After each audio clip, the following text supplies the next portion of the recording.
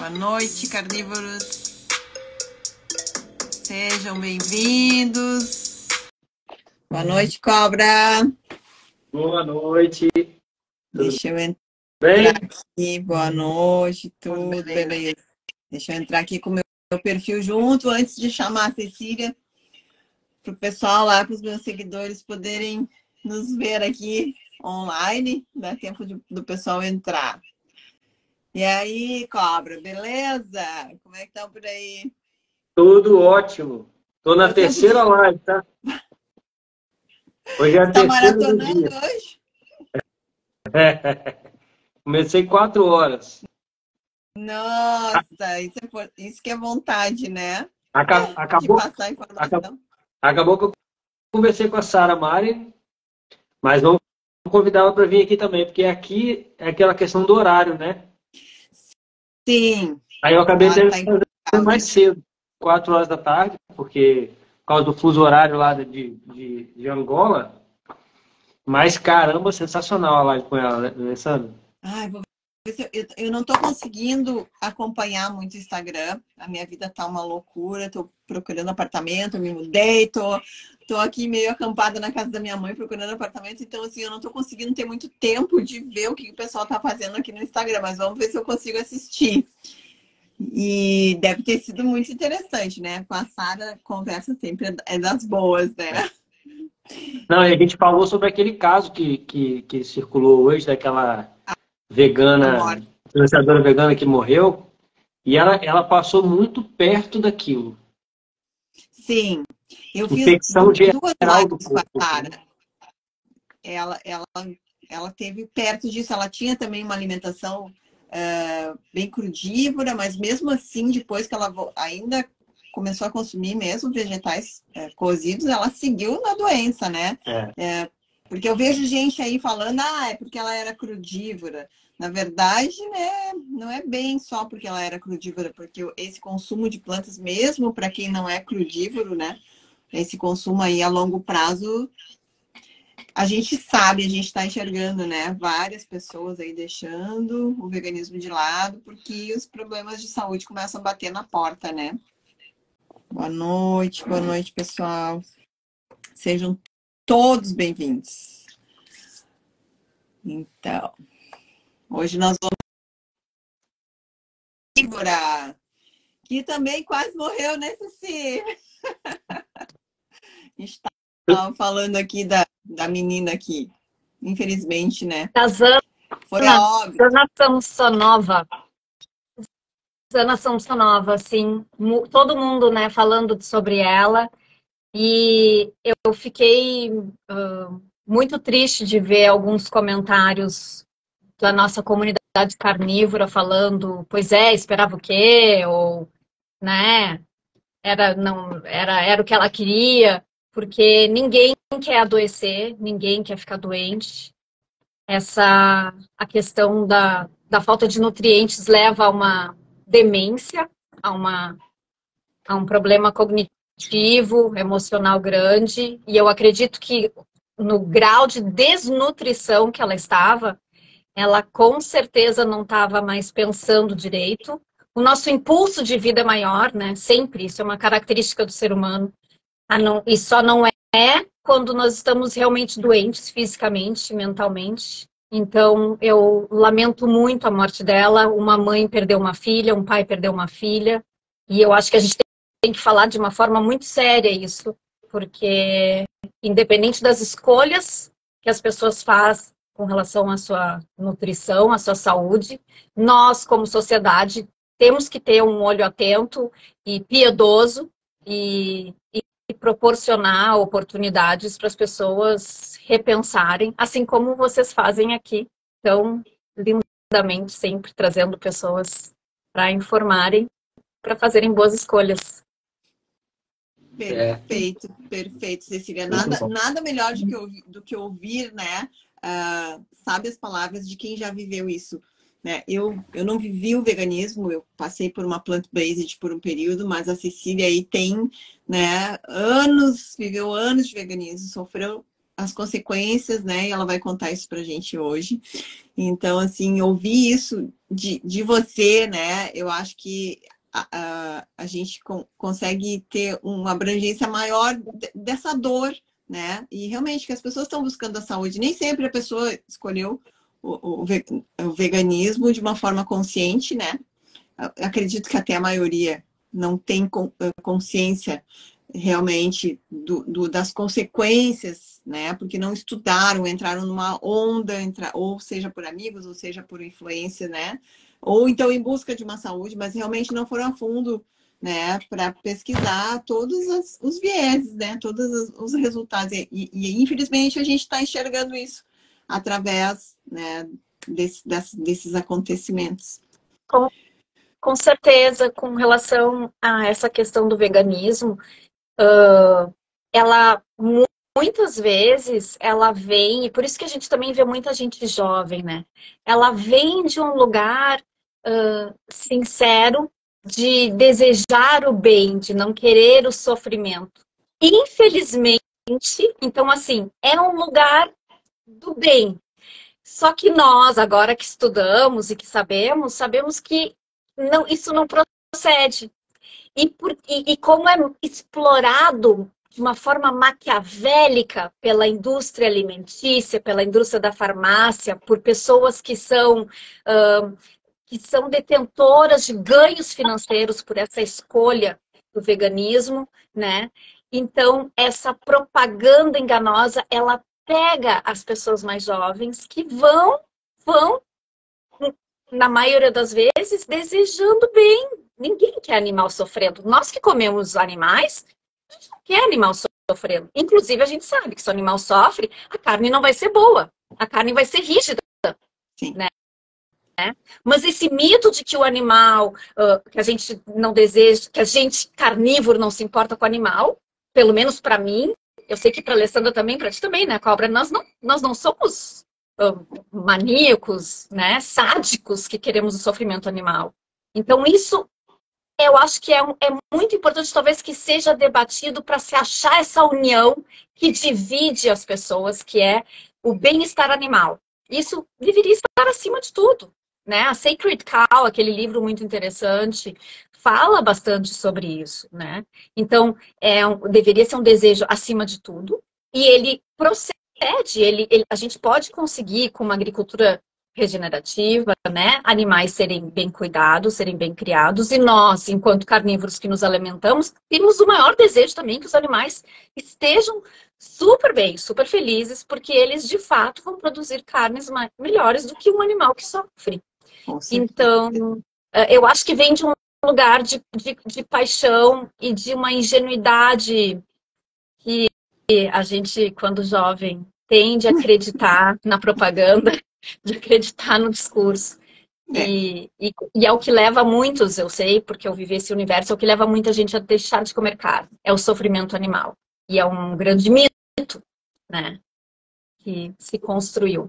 Cobra tá ali. A Lívia, tudo bem, Cecília? Seja bem-vinda. A Lívia Padilha tá na live aí, ela entrou pelo menos, e ela fala com muito conhecimento de causa sobre esse assunto, né? E assim, tanto caçadores quanto criadores são, né, os mais respeitosos com os animais.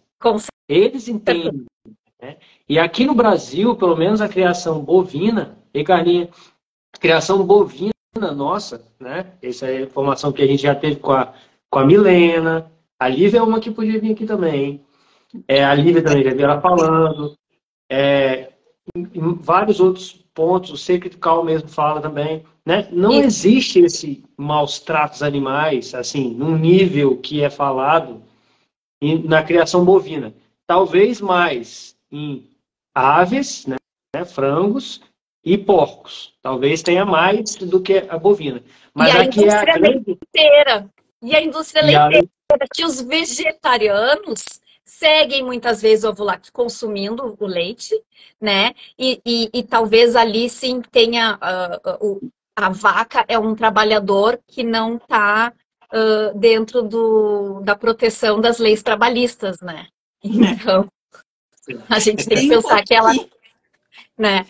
Então, assim, o leite é algo de se pensar, e nós estamos falando da indústria do leite. Não do leite do tambo, aqui pertinho de ti, que tu conhece o cara, que a vaquinha tem nome, né? E que ele, então, ali está numa relação muito próxima e cuidadosa e carinhosa, que a gente sabe que muitos têm. Nós estamos falando da indústria do leite, ou seja, um distanciamento, inclusive, do que muitos nós carnívoros preconizamos, que é nos aproximarmos do alimento. A indústria do leite, ela é distanciada, ela é o leite de caixinha é um alimento industrializado. Ele pode não ter uma composição ali de muitos ingredientes, mas a gente sabe que ele é industrializado.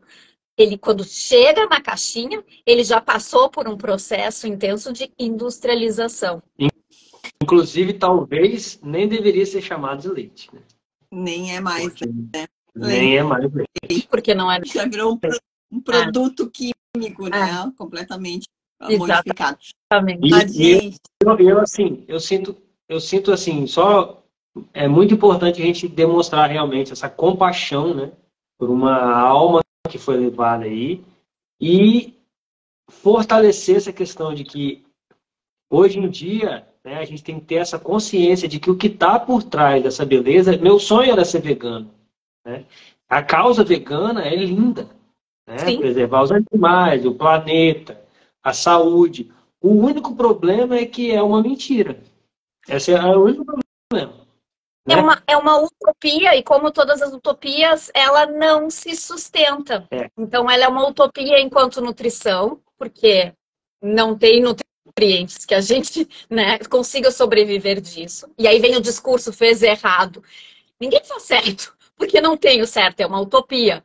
Então, é uma utopia com relação à nutrição, é uma utopia sobre a ausência de sofrimento animal, porque a gente sabe que no campo, nas monoculturas, são mortos centenas de animais, enquanto uma vaca sustenta uma família de 3 por um ano, né? A farinha de ervilha, que tu vai usar 3 scoops lá e terminou o pacotinho, ela precisou matar centenas de animais para arar a terra, né? De insetos, quando a gente tem essas monoculturas que são produzidas com sementes geneticamente modificadas, com agrotóxicos. Então, também tem um engano aí de que não teve sofrimento animal, inclusive de que é ausente de animais. Então, os produtos veganos que se dizem, né, as plantas são ausentes de produtos animais, já é questionável, porque o estrume, né, que é necessário, o nitrogênio que é necessário para ser colocado no campo, vem de animais. Então, nós temos várias questões aí que, ao longo da cadeia de produção, porque muitos veganos usam alimentos industrializados, né? Farinha disso, farinha daquilo. Exatamente. Sem contar as outras questões também veganas, né? De sustentabilidade. Exatamente. Inventaram agora essa mentira de pegada de carbono, de gado, que é um negócio assim absurdamente ridículo. A gente aprende isso na 6ª série, o ciclo do carbono, né? Ciclo do carbono, o pum da vaca, né? Pum da vaca, exatamente.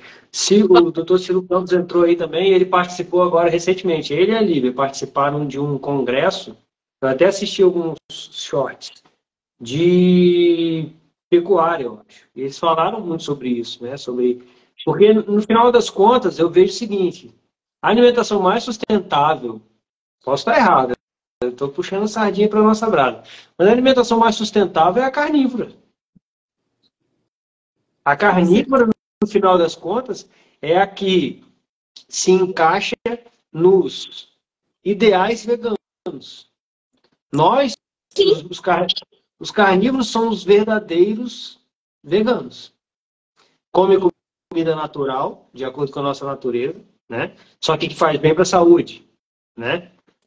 Que não desmata, essa história de desmatar também é caô. Usamos pouquíssimas embalagens. Usando pouquíssimas embalagens. Pois é, comentem aí. Eu sei que era para eu falar, mas assim, vocês não viram o lixo de vocês reduzir absurdamente? Absurdamente. Não, quer ver uma coisa que ninguém fala?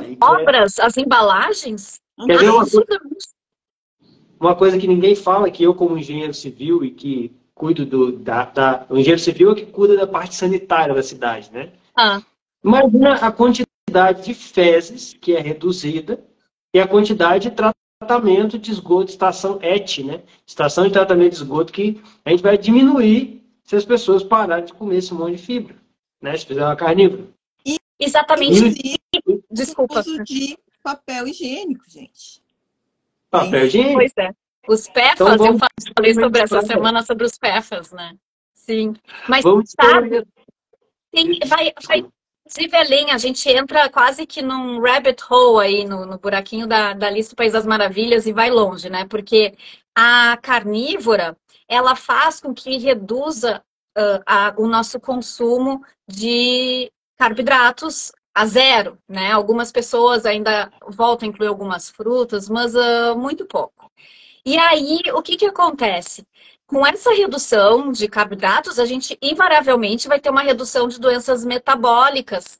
E a diabetes é um grande poluente. Nós estamos falando de seringas de insulina. O lixo hospitalar é um dos maiores poluentes que nós temos atualmente. Então, quando as pessoas falam assim, mas a pegada de carbono do gado. Primeiro que no Brasil nós temos a sorte de ter produções, né, no Brasil aqui com acesso fácil de gado livre, de gado saudável, de gado pegando sol, não estabulado, às vezes na finalização, mas enfim, a Lívia fala muito mais, eu até tenho vergonha de falar aqui sobre isso.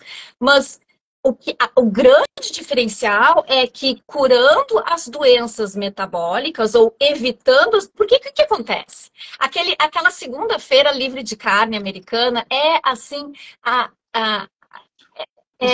história do avô é dormir. É um absurdo, porque a pessoa não come carne, o que ela vai comer? Carboidrato. E aí, ela vai aumentar os riscos de doença metabólica, aumentar os riscos de dependência à insulina, aumentar os riscos de internação hospitalar. O custo social de um diabético é muito grande. Nós estamos falando, seria como propor a segunda-feira do fumante.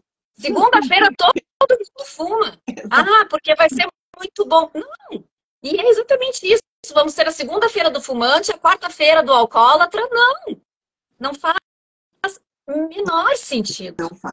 Não faz sentido, realmente, né? Realmente é um absurdo você querer. Na verdade, devia ser a segunda-feira da doença, né?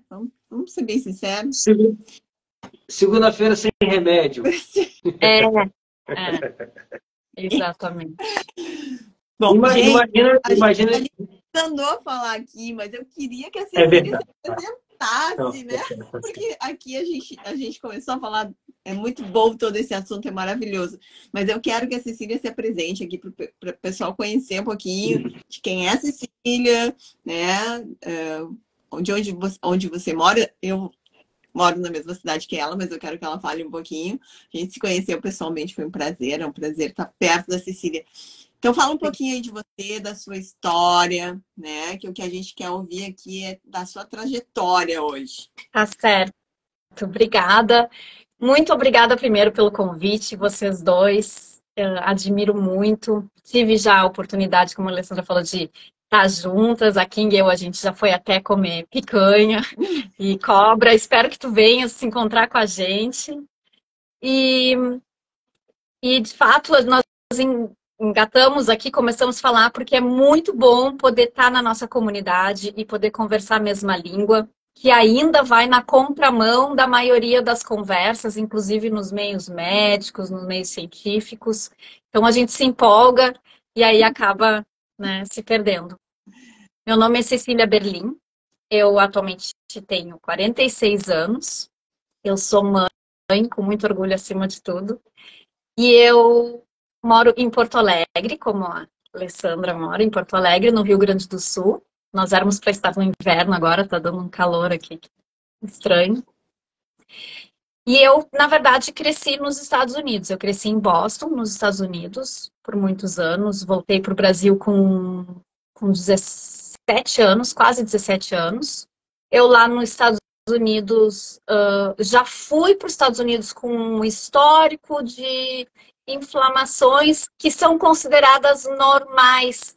Nós temos uma tendência muito grande de minimizar questões de saúde em crianças e dizer que otite, faringite, laringite, são questões normais, né? Ah, porque é comum. E comum é diferente de normal. Então, nós temos questões de saúde comum hoje em dia. Epidêmicas comum. É comum ficar gripado. Não é normal ficar gripado. É comum tomar antibiótico. Não é normal tomar antibiótico. Então, eu estava dentro da normalidade, que não é normal, mas comum, de tomar muito antibiótico e de estar com gripadinha. Aqui no sul nós temos, né, Alessandra, uma coisa de toda criança gaúcha fica gripada, tem problemas de asma, de bronquite e de rinite. Então isso é considerado normal, mas eu trocaria para comum, porque normal não é. O ser humano não é normal estar doente. O normal dele é ser uma máquina eficiente de saúde. Então, eu fui morar nos Estados Unidos e talvez é necessário que se faça um adendo assim. Correlação não é causação. Então, eu fui, sim, vegetariana e depois vegana por muitos anos, mas correlação não é causa. Então, existe essa correlação. Mas eu também tive contato com alimentos industrializados na década de 80, que no Brasil ainda não era comum. No Brasil, na década de 80, ainda era comum o feijão e o feijão que ficou de molho, o arroz que foi lavado, que reduziram os antinutrientes, uma produção diferente de hoje, um slow food diferente do fast food de hoje, né? Uma proteína acompanhando.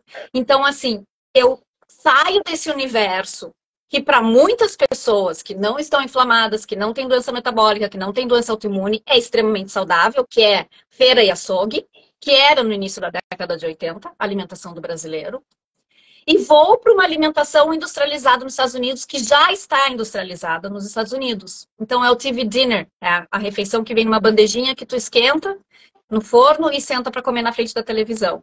É o almoço na escola que, acreditem se quiser, aos 8 anos de idade, 7, 8 anos de idade, eu almoçava no colégio uma pizza gororoba gordurosa e de lanche uma gelatina rica em corante, em açúcar, né? E tudo mais ou menos sempre assim. Então, uma comida mais industrializada. Cheguei lá, pela primeira vez na minha vida, saindo da década de 80, que só tinha o cobra, tinha Plock, ping-pong, aí pro norte.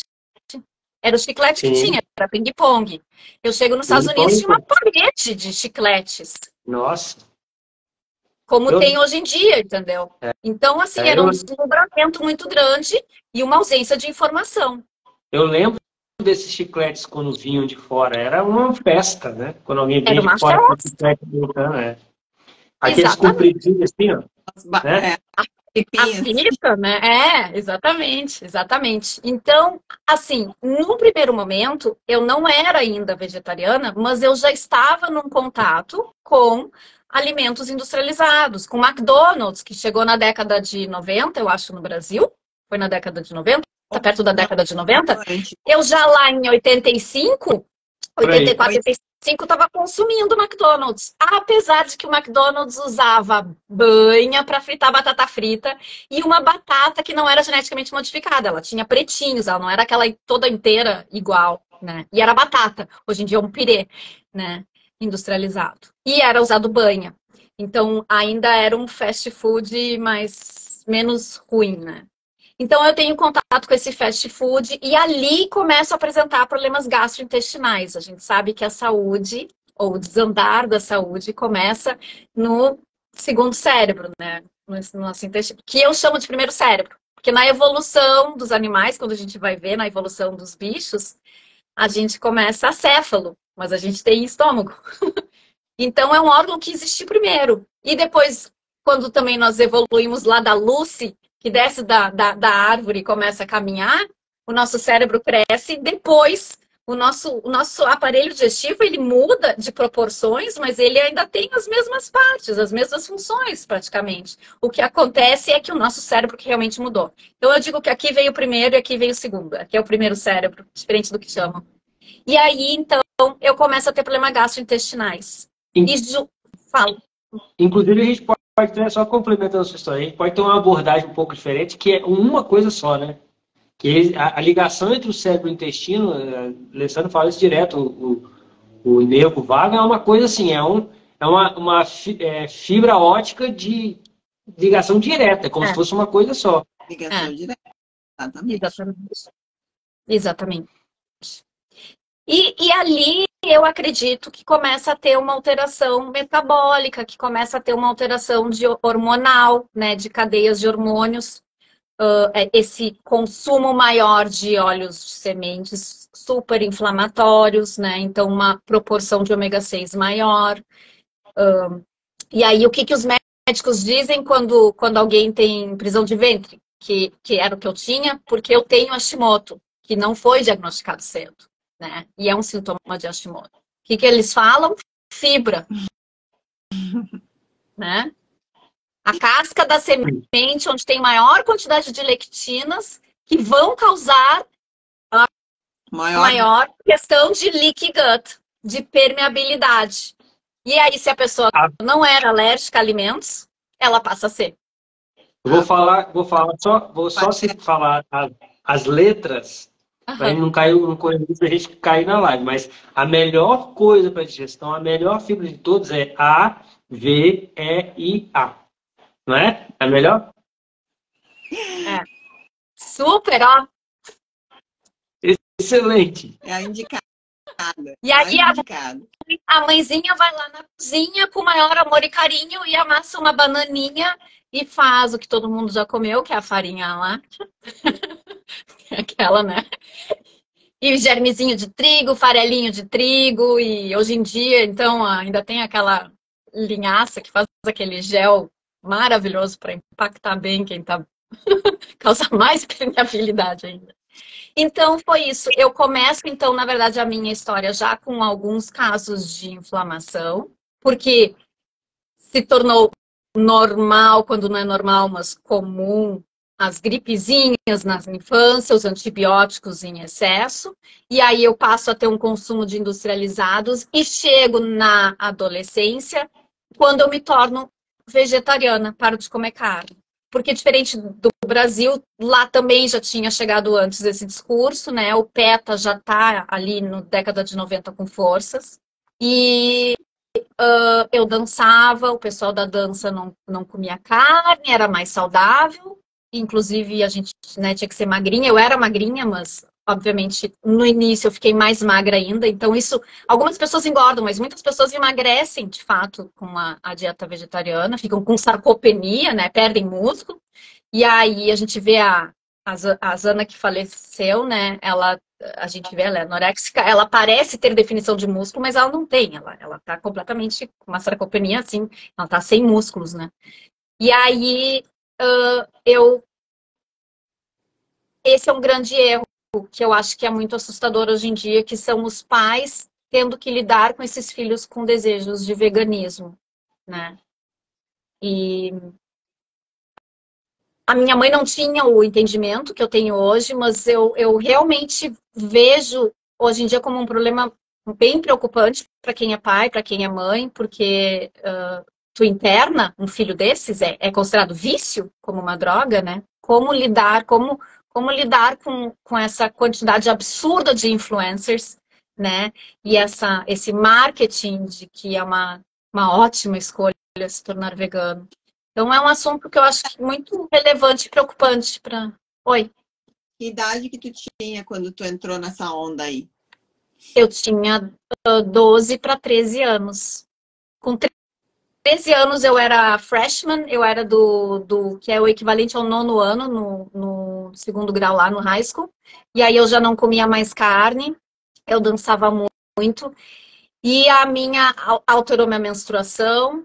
Então, isso é outra coisa considerada normal, as meninas terem uma menstruação difícil, perder ciclo, né?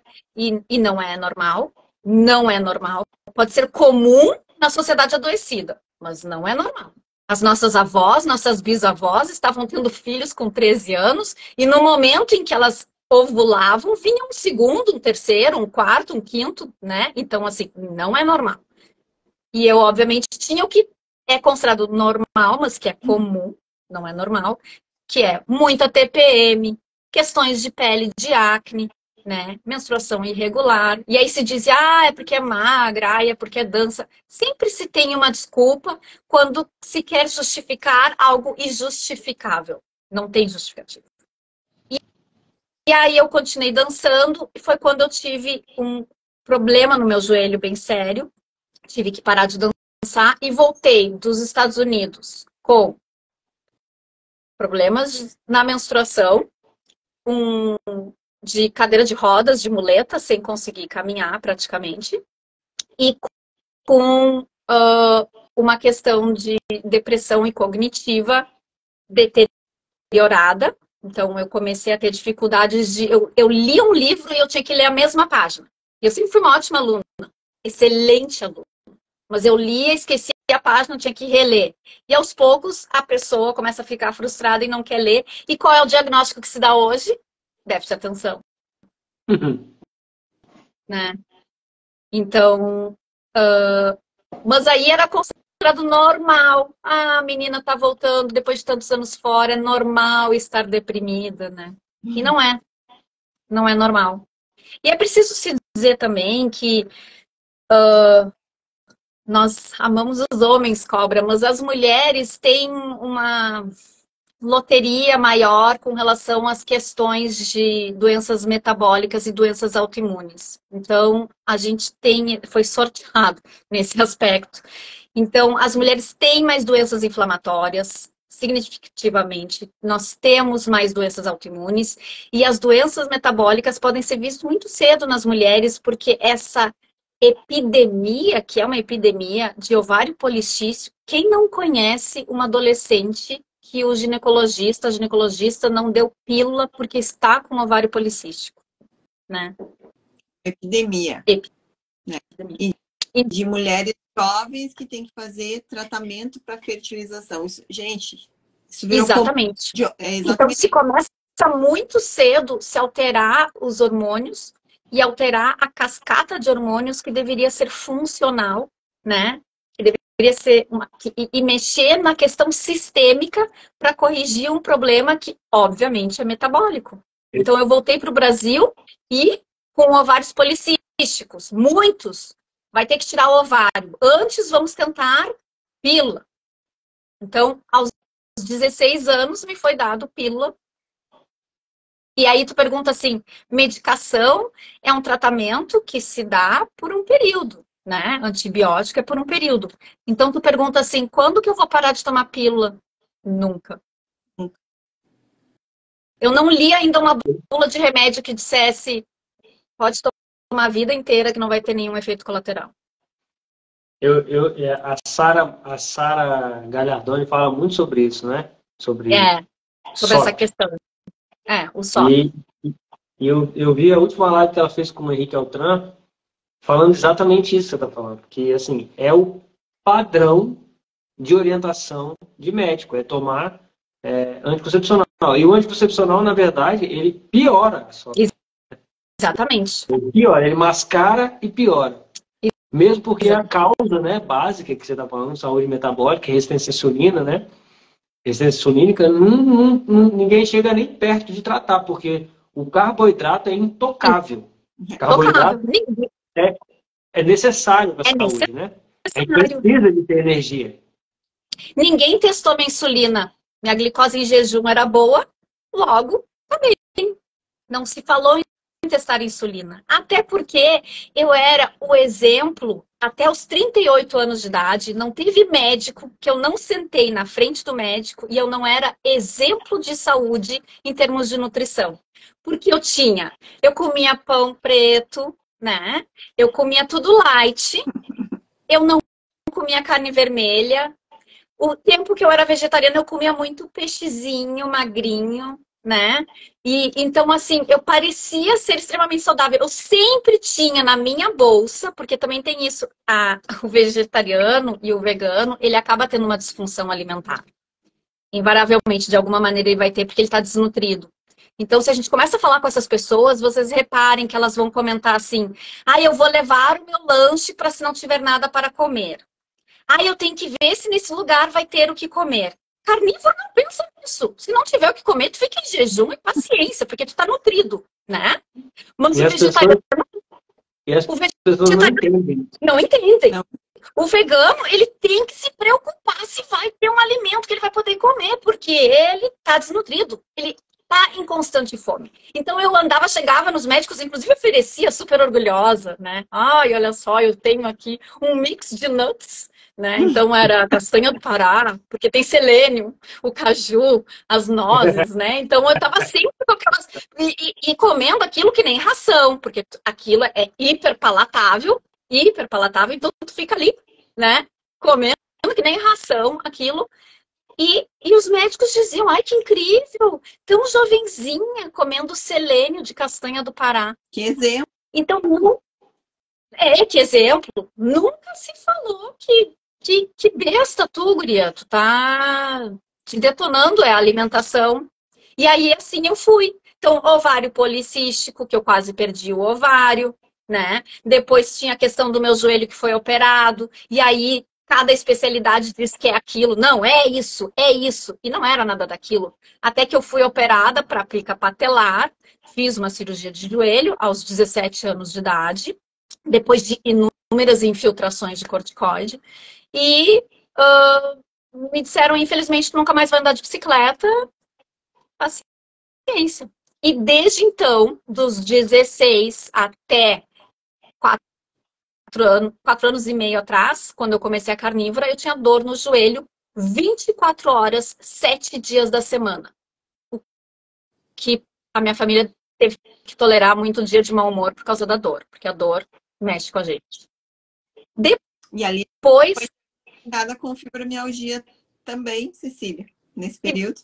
um dia veio depois, porque obviamente as coisas vão num movimento às vezes lento e desassociadas. Então, eu fui depois, no início da minha vida adulta, ganhando vários diagnósticos. Então, eu fui tendo refluxo, né? Eu fui tendo síndrome do colo irritável. Eu tinha cistos inflamatórios onde se puncionava. Eu tinha 3 cistos na tireoide, que na dieta carnívora, os médicos não sabem por quê, mas eu agora só tenho um, né? Reduzido. Como que sumiu? Algo misterioso aconteceu. Milagre, Gordura milagre. saturada. Foram os remedinhos aqueles, né, Cecília? Exatamente. Os hormônios no gado. É.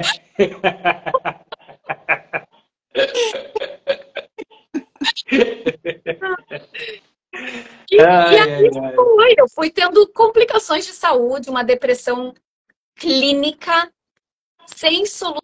Eu sou filha de psicanalista, meu pai, presidente da Sociedade Psicanalítica, mais uma vez. E aí diziam, ai, casa de ferreiro, espeto de pau, ai, é o fator CRM de família. Então, era refratário a medicações, tentaram tudo quanto é medicação. Quem não tomou medicação para distúrbio emocional, vocês não têm ideia o que é se adaptar, a retirada. É muito complicado. É muito complicado. E muito frustrante, porque existe um estigma muito grande, né? Faz um esforço, tenta buscar ânimo. Completamente. Mexe, né? E você- Levanta a poeira. Né? E eu não tenho depressão clínica. Vocês estão vendo, o meu normal é... Mas eu estava com algo comum, não normal, que era um fator de depressão, uma questão cognitiva. Você testava B12? Você tinha B12 baixa? Sim, eu suplementava B12.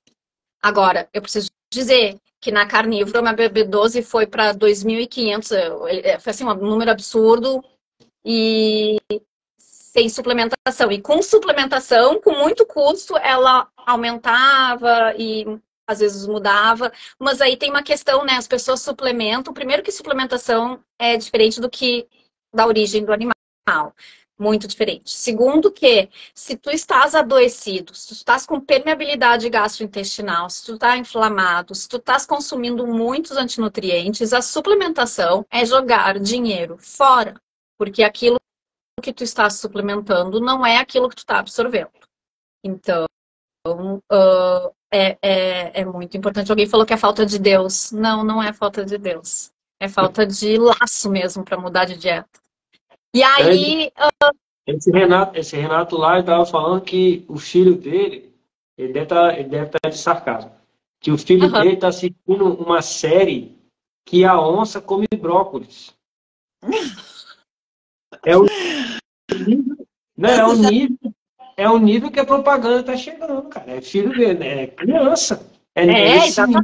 Exatamente. Foi o que eu falei. Eu acho muito assustador, muito perigoso essa questão de os veganismo. E os veganos que vêm, porque eu tomo direto na minha cabeça, né? Os veganos vindo combater as coisas que a gente fala aqui. E eles falam, não, mas você não assistiu o Netflix? Sim, só que o James Cameron é investidor em proteína de ervilha. E aí? É o James Cameron que produziu, ele é investidor, ele é um dos grandes investidores numa empresa de proteína de ervilha. As pessoas não percebem que é extremamente comercializável os alimentos veganos. Enquanto a carne apodrece, enquanto a carne tem uma durabilidade menor, os alimentos veganos, os alimentos vegetarianos são extremamente explorados. A gente tem desde a exploração das sementes, a gente tem toda a indústria agronegócio de sementes, de produção de novas sementes, de agrotóxicos, a gente tem a extração das sementes, as sementes que viram farelo, depois que viram farinha, que depois viram subproduto, bolinho, panquequinha, e assim vai, e que duram horrores nas prateleiras, são misturados com conservantes, e adoecem. Aí a farmácia, porque é uma máfia, a farmácia vai lá de mão dadas e diz, comam isso, porque se adoecer, a gente tem um tratamento. Não tem a cura. A gente tem um tratamento. Você sabe que elas são o mesmo dono, né, inclusive. Né? A Monsanto, que é uma das maiores donas do Roundup, a Bayer comprou a Monsanto. Então, assim, a Bayer, hoje ela é dona da semente geneticamente modificada, do agrotóxico e do antídoto, entre aspas, para dar o tratamento para os problemas que isso causa, né? Então, assim, Eu não terminei de me apresentar, que a Alessandra tinha perguntado, né? A minha formação é de economia e de marketing. Então, o que eu posso comentar com vocês é o seguinte, nós temos os shareholders, investidores, que é a Vanguard e a BlackRock. Se vocês forem na internet, isso está disponível na internet. A Vanguard e a BlackRock são grupos de investidores e são os maiores investidores, o grupo que tem maior investimento em isso que o Cobra estava falando. Eles têm na Pfizer, eles têm companhias aéreas, eles têm em alimentos, então Mars é deles, Kellogg's é deles, Walmart, que é a maior rede de supermercado americana, é deles. Então, de quem é interesse que a gente coma mal, produtos veganos são deles, né? Então, de quem é o interesse que a gente coma mal e que a gente vicie nesses alimentos? Coma muito, porque na ausência da proteína se come carboidrato, se faz os ciclos de glicose e insulina, né? E tá com fome de novo, então come de novo, então come de novo, então come de novo, então come muito, adoece muito e trata muito com remédio. E gasta. Então, não são empresas que são separadas e o dinheiro é que faz o mundo girar. Não sou contra o capitalismo, ainda não se encontrou um outro meio de evolução para nossas economias que seja eficiente. Então, o que temos agora é o capitalismo, mas a gente tem que enxergar com um óculos, com lente, com uma lupa para ver a verdade. A Vanguard e a BlackRock têm interesse nisso tudo. E a gente pode ser fantoche deles ou ser rebelde. Rebelião. Eu, hoje, não dou mais nem R$1 para eles. Não damos. Vamos fazer um voto aqui, todo mundo. Aqui, agora, neste momento. É uma indústria da compulsão, se a gente for pensar. Porque eles te tornam compulsivos por comida, e depois compulsivos por medicamentos. Porque Perfeito. as pessoas consomem medicamentos da mesma forma que consomem comida, né? Olha, Exatamente. ó, farmácia em cada esquina. É isso para eles, é o que Isso. importa. Nós duas passamos, lembra? Nós ficamos surpresas. Ué, uma São João do lado da Panvel, porque uma semana atrás só tinha uma Panvel na rua que nós passamos e agora já tem uma São João. E muitas vezes nós temos duas farmácias da mesma rede na mesma quadra, né? Isso aí é algo assustador. Então nós estamos vivendo num momento, no mundo moderno, de vícios, né? Vício alimentar, vícios de tratamento, vícios de celular, vícios de iluminação. As pessoas falta luz, eu não sei como é que é mais aí para cima, mas aqui em Porto Alegre nós temos ruas arborizadas e volta e meia cai luz aqui, né, Alessandra? Apesar de ser uma cidade, tá, gente? Não é interiorzinho. Mas falta luz e agora? Como se, né? O que vai fazer? Não vai ver TV, não vai ter celular, então isso causa um desespero. A falta do celular. E como é que foi a sua volta para carnívora? Então, eu estava morando em São Paulo, tinha 38 anos e foi, na verdade eu tinha 37 anos e foi um ano muito difícil porque eu tive todas as ites possíveis.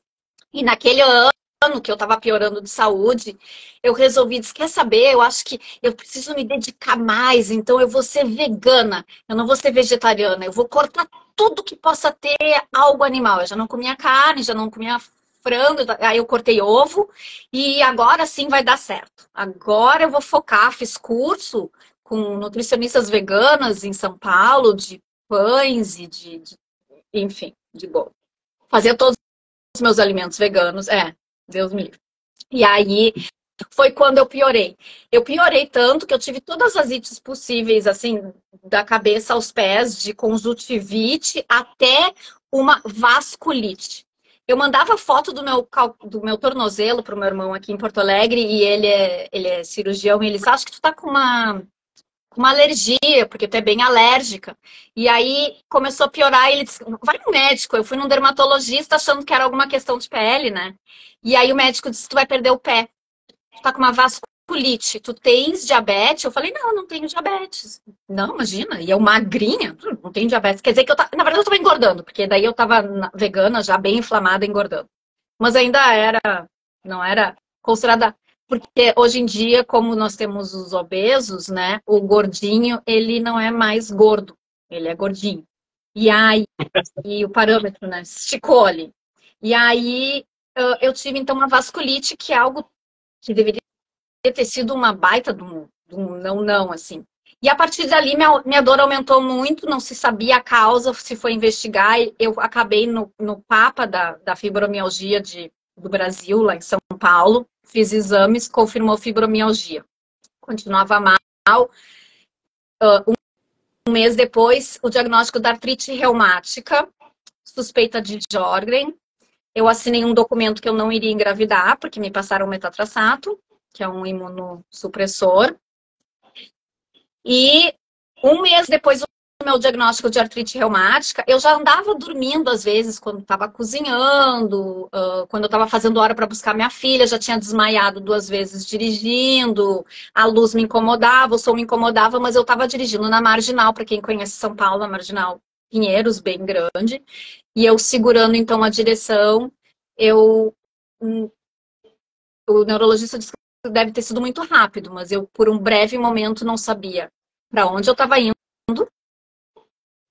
Eu percebi, eu olhei para a direção que eu sabia dirigir, porque eu estava fazendo, mas eu não tinha consciência de que eu sabia dirigir.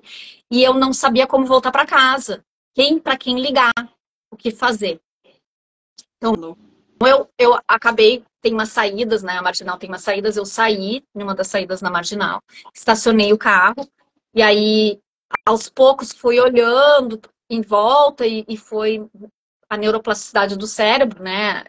A gente foi fazendo algumas associações, voltei para casa, uma amiga me ligou, tenho amigas muito boas em São Paulo, me perguntou como é que eu tava, e eu disse, olha, eu não tô bem, busca a minha filha. E eu fiquei em casa E eu pensei, além da dor, além de estar incapaz de escovar os dentes da minha filha, de pentear o meu cabelo, de eu chorar na hora de tomar banho, porque a dor da fibromialgia é simplesmente terrível, terrível. Eu ainda por cima estou perdendo a minha cabeça e eu tô um risco. Eu preciso voltar para Porto Alegre para cuidarem da minha filha, porque eu vou, não sei o que vai ser de mim. E aí eu voltei para Porto Alegre. Foi quando eu comecei em Porto Alegre uma terapia de morfina para dor, na clínica da dor, porque não se sabia o que fazer. E acabei num médico que uma amiga tinha me dito para eu ir. Eu acho que ele é bom, neuropsiquiatra, o Gerson Bonorino, conversa com ele. E eu sentei, ele ouviu tudo que eu disse e ele disse: tu tá na floresta, tu tá morrendo, tu vai ter que caçar um bicho e comer. E foi aí, Cobra. Eu fiquei, achei que ele estava totalmente errado. Até porque essas alturas, no desespero de fazer certo o veganismo, eu estava fazendo na centrífuga como a Zana, eu estava comendo alimentos crus centrifugados. Couve, maçã, cenoura, porque era uma dieta para fibromialgia, para tratar, que eu sei que a Alessandra fez. 30 quilos de cenoura, né? Sim. Ninguém merece. Ninguém merece. Então, eu tinha já... Minha mãe tem fibromialgia, minha mãe. Uhum. E ela é vegetariana. Pois é. E ela não me ouve. De jeito nenhum. Eu sei como é que é. Eu sei como é que é. É frustrante, né, Cobra? Mas não tem. Eu também tenho essa questão. Tu tá mexendo aí os pauzinhos, né, Alessandra? Meu pai com Parkinson.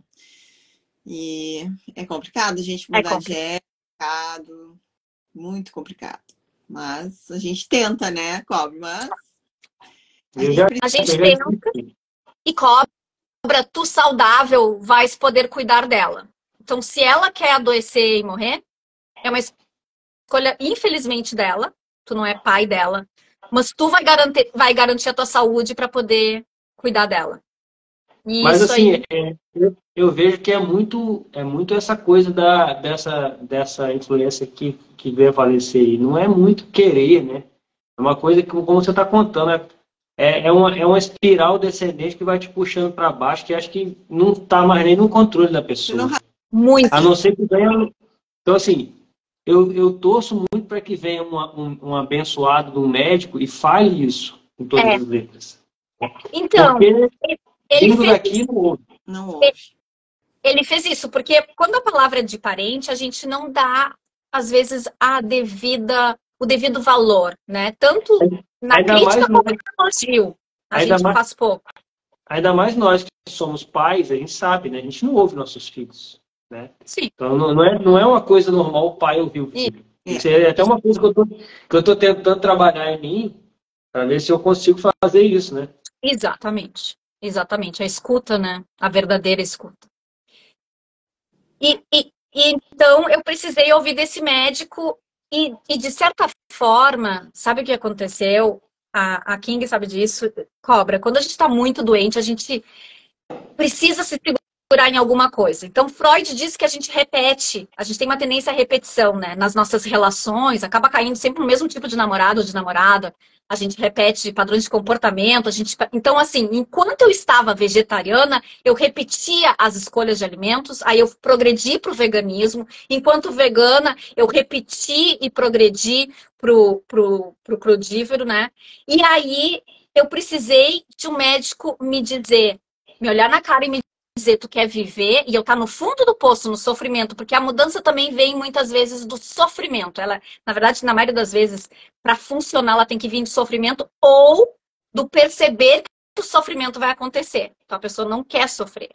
Mas no meu caso, eu estava sofrendo muito, eu estava morrendo. O que eu estava tendo era uma tempestade de citoquinas. Tempestade de citoquinas são soldadinhos no corpo, né, que acontecem quando a gente tem inflamações. Então, a gente tem citoquinas pró-inflamatórias e citoquinas anti-inflamatórias. que param, que cessam a inflamação. Eu estava, então, com uma exacerbada quantidade de soldadinhos inflamatórios, de citoquinas inflamatórias, que é o que mata na ebola, por exemplo, uma tempestade de citoquinas. A E aí, Covid. no Covid. Então, isso que estava me acontecendo.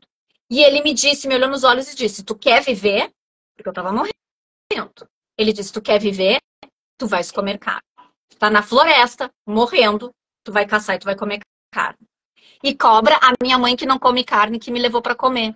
Porque eu tenho certeza que a tua mãe pode não mudar por ela, mas ela quer o teu melhor. Então ela pode não comprar carne, mas ela vai te preparar uma carne. Não, me deu de aniversário uma costela na banha. Ah, Olha só. aí. Aí, porque pelos filhos a gente faz. E esse é um grande também motivador para as pessoas adquirirem novos hábitos quando estão entrando na carnívora, que nem sempre é fácil. Mulheres, né? O universo masculino cobra é mais fácil, mas nós, mulheres, né, Alessandra, a gente sabe que é mais difícil, porque nós temos alterações hormonais, nós temos o nosso dia a dia, a nossa rotina. Né? Que a gente sabe que acaba acumulando toalha molhada de marido, cueca de filho no chão, organizar o dia que o cachorro come vermífugo. Desculpa, eu ouvi falar, não sei se é exatamente isso, mas que a maior incidência de doenças autoimunes em mulheres é porque o sistema imune das mulheres tem uma peculiaridade de ter um outro ser dentro dela, entendeu? Então ele tem funciona de uma forma diferente e ele não pode rejeitar aquele outro ser, né? Entender como outro, mas ao mesmo tempo é outro. Então tem essa peculiaridade, por isso talvez tenha mais incidência de doença autoimune em mulheres. Tu sabe que tem outras peculiaridades, por exemplo, a questão da inflamação, que eu estudo bastante também, por uma questão minha. Nós, mulheres, nós temos no nosso corpo estaminas. As estaminas são responsáveis, são também soldadinhos dentro do nosso corpo, são responsáveis por várias questões, tá? Então, quem tem Ehlers, doença de Ehlers, doenças múltiplas autoimunes, quem tem o Covid longo, sofre de alguma coisa que antes era chamada de síndrome e hoje é chamada de doença do mastócito hiperativo, tá? Então, isso faz com que as pessoas tenham estaminas mais reativas. As mulheres têm uma peculiaridade, nós temos muitas estaminas no nosso intestino, tá? No nosso estômago, e principalmente pessoas que têm dor de barriga de noite. Eu não sei porquê, eu comi tal coisa, eu não tive problema nenhum, mas aí de noite eu tive cólica, de noite eu tive diarreia, de noite se agravou. Eu não sei por que é de noite que eu tenho mais sintomas. Bom, nós temos mais estaminas à noite. É um período que a gente tem mais, o ciclo circadiano, por isso que é importante estudar também. E elas, então, fazem mais reação à noite. Agora, as mulheres também têm mais estaminas que os homens em determinado período do mês, porque as estaminas são responsáveis pela contração do útero para a gente expelir e menstruar.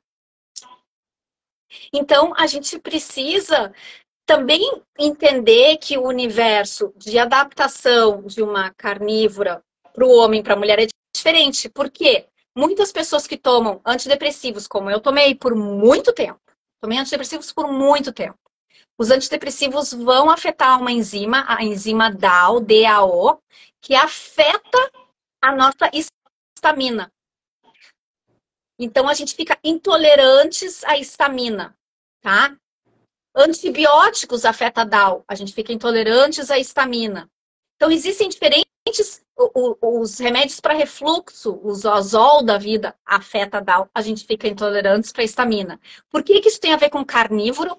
Porque muitas das carnes que são embaladas a vácuo, que estão mais tempo maturando, vão ter estaminas mais altas. Então a pessoa come uma carne fresca e não passa mal. Aí ela diz assim, mas eu comi carne hoje e passei muito mal. Tive distensão, à noite minha barriga doeu. À noite tem mais estaminas. E a carne? Que carne era essa? Era uma carne embalada? Era uma carne que está dormida na geladeira? Aumenta o número de estaminas. Caldo de ossos é maravilhoso. Mas quem tem problema de estaminas, o caldo de ossos, se não é preparado direito, vai vai ter problema com caldo de ossos. Então não existe assim também, a carnívora, segue a carnívora assim que vai dar certo. Depende. Tem que falar com quem sabe, com Cobra, com a Alessandra, comigo. Porque não é tão simples assim. Tem a questão das estaminas. Cada pessoa, né, tem uma particularidade e a gente vai detectando isso. O que é o bom da carnívora, na verdade, é que você consegue enxergar, né, essas mudanças e os alimentos que te fazem mal. Eu, por exemplo, né, que quem já me conhece aqui, a clara do ovo para mim é veneno, né? Quando eu consumo, eu tenho uma liberação maior de histamina. Eu tenho mais, né? E eu também percebo a carne maturada. Eu compro carne aqui em Porto Alegre, né, fresca, de um açougue, mas eles embalam a vácuo e às vezes eu deixo maturando na geladeira para não ficar congelando. Mas às vezes eu vejo que uma carne que passa de 7 dias, ela já me altera. Né? Porque tu ainda está com 1 ano e quanto de carnívora? 1 ano e 8 meses. E tu tinha tido fibromialgia, que é uma mialgia é inflamação, ou seja, sim, tu ainda está num processo de recuperação. Sim, então, isso é muito importante, que a carnívora, o fato da pessoa neste momento, então a gente tem necessidades e limitações individuais neste momento talvez tu não possas, não quer dizer que daqui a pouco, porque a carnívora, graças a Deus, tu não pode estar comendo clara de ovo, mas tu não está deixando de ter esses nutrientes. Tu estás consumindo esses nutrientes da clara de ovo, e muito bem, em carne, sim. E isso está proporcionando para ti milhares de coisas, está melhorando a tua permeabilidade, então tuas intolerâncias, tuas alergias de alimentos que estão vazando para dentro do corpo se reduzem, tu está melhorando o teu DAO, a tua enzima DAO, então as tuas estaminas vão se acalmar e vão adormecer. Então, a carnívora proporciona, é uma dieta máxima de eliminação. É tanto o que tu come, quanto o que tu deixas de comer. E ela proporciona para ti, dependendo do estado de doença que tu estava, adoecido, mais rápido ou mais devagar, melhora para tu tolerares mais. Ao ponto de que talvez algum dia tu faça como um saladino, que agora inclui algumas frutas e, claro, um certo cuidado. Cuidado, né? Porque também, assim, a gente tem que entender, né? E aqui vai para quem tá aqui, que tá querendo entrar na carnívora. Gente, a evolução da carnívora, a gente vai ganhando, assim, a cada mês você vai ganhando mais e mais saúde. Não é uma dieta que você vai fazer 1, 2 meses e você vai ter os resultados que a gente tem, né? Então, assim, o passar dos anos, né? A minha virar 1 ano de carnívora para mim foi, assim, completamente diferente, né, daquele início da carnívora. Eu comecei a notar ganhos maiores, né, a questão do cabelo, né, Cecília, não sei se você... Eu vi uma foto da Cecília, gente, ela quase estava carequinha, né, Cecília? E a gente vai tendo um ganho com o passar dos meses da carnívora, né? Eu ainda tenho umas questões de bacteremia, da questão de cavitações, que eu sei que estão influenciando meu intestino pelo leaky gum, que é a permeabilidade gengival, que faz com que essas bactérias também afetem todo o meu sistema, né?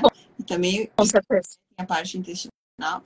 Então, daqui um tempinho, eu vou estar com isso curado, né? Porque eu estou fazendo procedimentos para cura disso. E eu tenho certeza de que o meu intestino vai modificar. Claro. Assim como passar dos anos dentro da estratégia carnívora, que a gente vai modificando, o teu organismo vai se modificando, vai se reformulando, né? Com certeza. Nós temos permeabilidade também no nosso cérebro, né? Então, as pessoas esquecem que a permeabilidade pode acontecer em vários lugares, né? A Alessandra viu uma foto minha porque eu fiz, além do metatarsato, eu não entrei na carnívora logo que eu fui naquele médico Cobra. Eu comecei a comer carne e aos poucos me transformei talho. Como é que foi essa entrada da carne? O que você sentiu? Assim? Qual foi a sensação? Primeiro que assim, é um tapa na cara de humildade, né? A pessoa passa 25 anos, dos 13 aos 38, dizendo, jamais vou comer carne. Cecília, fala seu problema que você teve nos rins. Desculpa, eu tô falando. Sim, tá. Então, assim, ó, eu fui cobra disposta a odiar a carne. Essa gente tá louca. Chegar lá, vou ter nojo. E aí, assim, ó, não adianta. Quando a gente, ainda mais na carnívora, quando a gente limpa o nosso paladar e a gente se aproxima do nosso instinto primal, porque é o nosso instinto primal comer carne. A carne parece que tem uma ligação direta, a gordura da carne com o cérebro, que faz toim, né? Então, assim, ó, eu botei aquele negócio na boca disposta a ter ânsia de vômito. E eu amei. É porque Eu você amei. aquelas redes neurais, né, lá da tua ancestralidade. Exatamente. A guerreira Uga dentro de mim disse, caramba, o que tu estava fazendo até agora? Porque foi assim, ó, claro que eu não ia admitir publicamente naquele momento, né? Fiz uma cara dura, que nem um adolescente, tá, é. Mas assim, eu comi com muito prazer. E fiquei muito feliz que era algo que eu ia passar a comer. E aí eu dizia, eu vou comer só um bifinho por dia, tamanho da palma da mão, aquele papinho ridículo que as pessoas falam. Claro que à medida que eu fui comendo, eu fui percebendo que eu tinha prazer e que eu me sentia bem. Ele ia além do gosto gostoso. É como eu disse, tem uma conexão assim neural muito forte, porque daqui a pouco tu sai, tu comeu a carne, tu tá mais alertazinho, tu tá, entendeu? Não tá relendo aquela página do livro 30 vezes. E ali dos 38, eu tô há 4 anos e meio, com 46 anos. Então, dos 38 aos 42, eu ainda tenho. Primeiro que eu não sabia da carnívora. Então, eu tentei assim, a palho. Aí eu fui vendo que tinham algumas coisas que eu ainda fazia. A Alessandra sabe, cobra pode me bater. Eu fazia leite de inhame, que é coisa mais ridícula que isso. Eu fazia leite de inhame, porque da época que eu era vegana, né?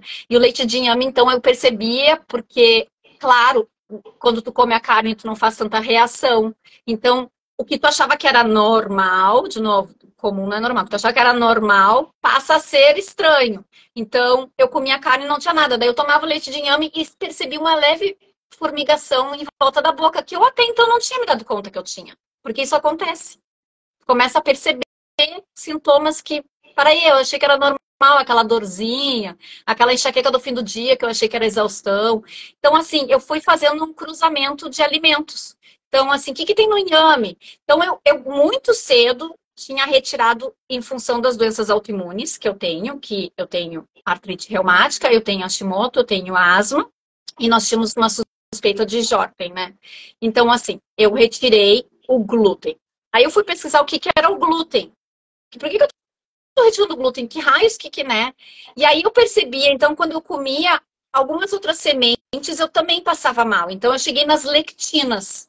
Isso em 2015, 2016, eu cheguei nas lectinas. E aí eu descobri que existia uma dieta com baixas lectinas. E aí, se tem lectinas, o que mais que tem? Aí eu li o Plant Paradox, que é um livro que já existe em inglês há mais tempo, eu acho que já tem em português, que é do médico, agora me fugiu o nome, que é meio louquinho, mas ele fala muito bem sobre a questão de nutrientes, então, paradoxo das plantas.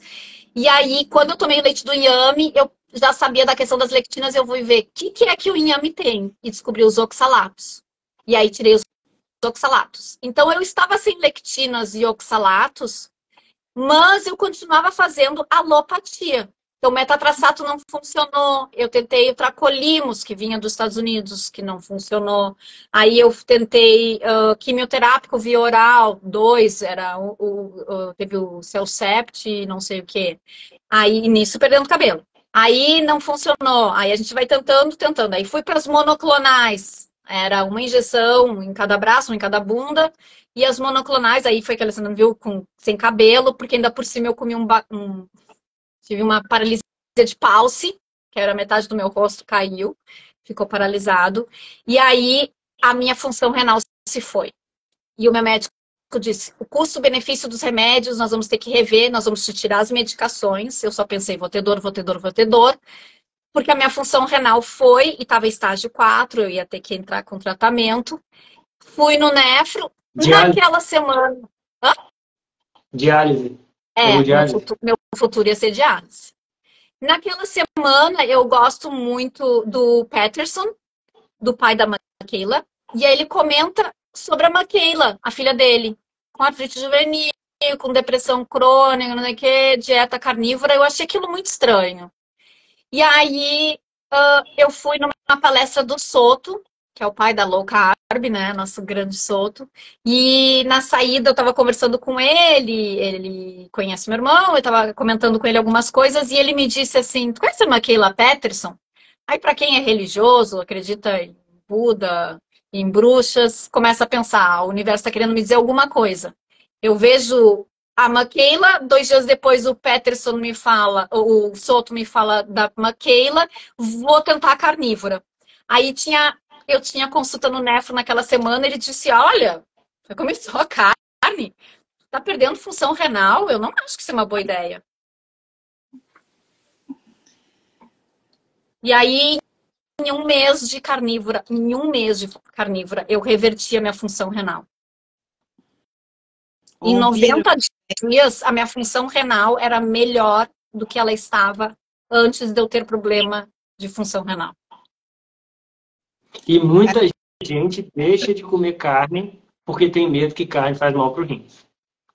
Exatamente. Gente, está aqui o testemunho da Cecília. Carnívora, cura os rins. Simples, simples assim. É só tirar os oxalatos, é só eliminar. Tirar os oxalatos. E assim, ó, cobra, tu não tem ideia que tu já teve cistite, é raro em homem. Não. Cistite é tipo assim, ó, cortar o pipi com uma lâmina e sentar no limão. É horrível, as mulheres já no canal da uretra, né? No canal da uretra. Chato.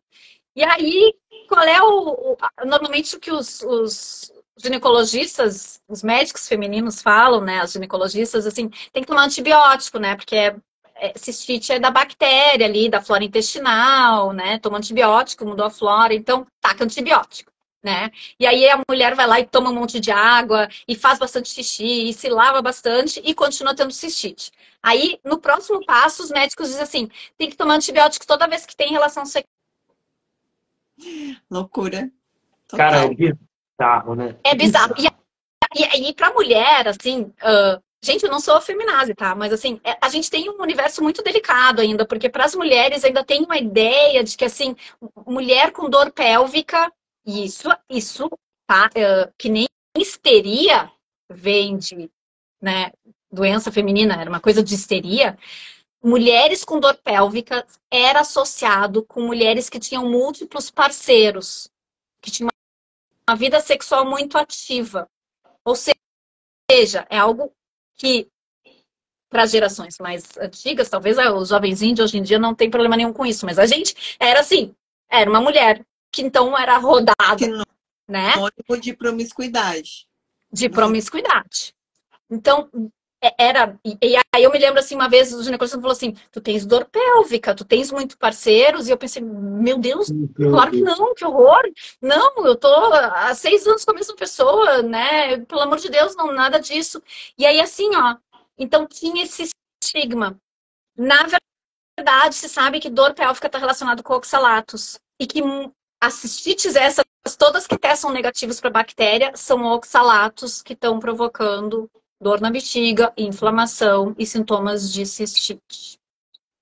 Então, a retirada das lectinas de oxalatos foi muito importante. Mas a carnívora fez com que eu não tivesse mais cistite. Não tivesse mais.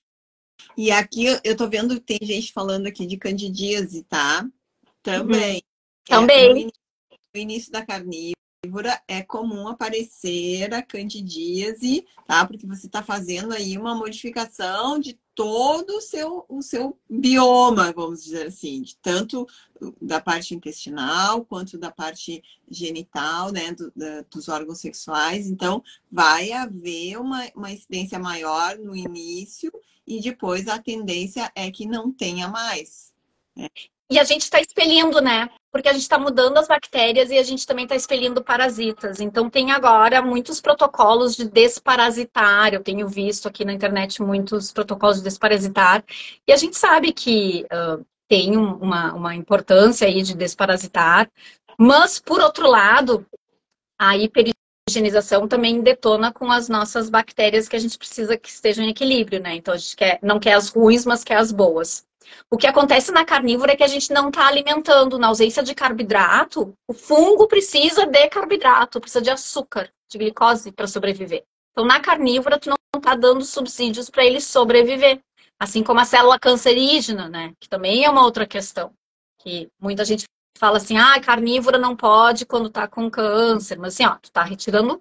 Fala, cobra. Pode. Vou aproveitar para já anunciar, né?